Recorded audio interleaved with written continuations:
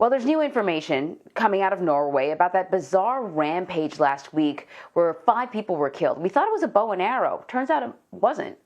Ian Lee is joining us from London with more on this and other international stories. Ian, good morning.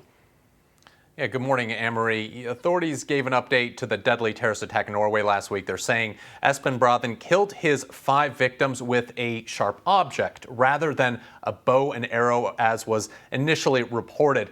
It was the worst attack in the country in a decade, and police say that people were killed in their homes and in public spaces. The type of weapon used hasn't been disclosed by the police because additional witnesses still need to be questioned. Authorities say Brathen selected his victims at random and that there were arrows shot in the beginning of the attack, but no one was killed by them.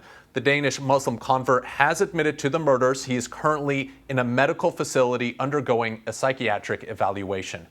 We're moving on to Eastern Europe, where Hungary and Poland are challenging the European Union's rule of law. When a country joins the EU, they agree to adhere to all the rules. One of them is that the European Court of Justice has the final word. But a ruling from Poland's Constitutional Tribunal says Polish law takes precedence in some cases.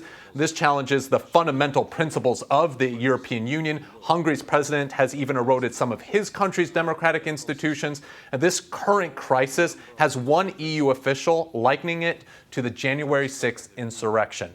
Next, we are in Russia, where the COVID death rate is breaking new daily records, now standing at over 1,000 deaths a day.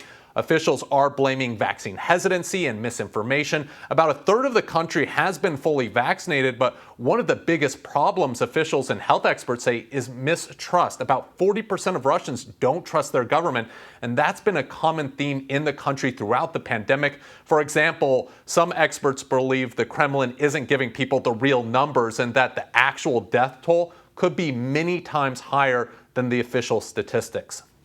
Finally, we're in Canada, where the Prime Minister is on an apology tour. It started 2 weeks ago when Justin Trudeau went on vacation instead of attending formal events to mark the first National Day for Truth and Reconciliation. The day was created to honor Indigenous children who were forced to assimilate in state-backed residential schools. One tribal leader called his decision not to attend a gut punch. Now Trudeau is visiting and apologizing to various Indigenous leaders, saying he deeply regretted his actions.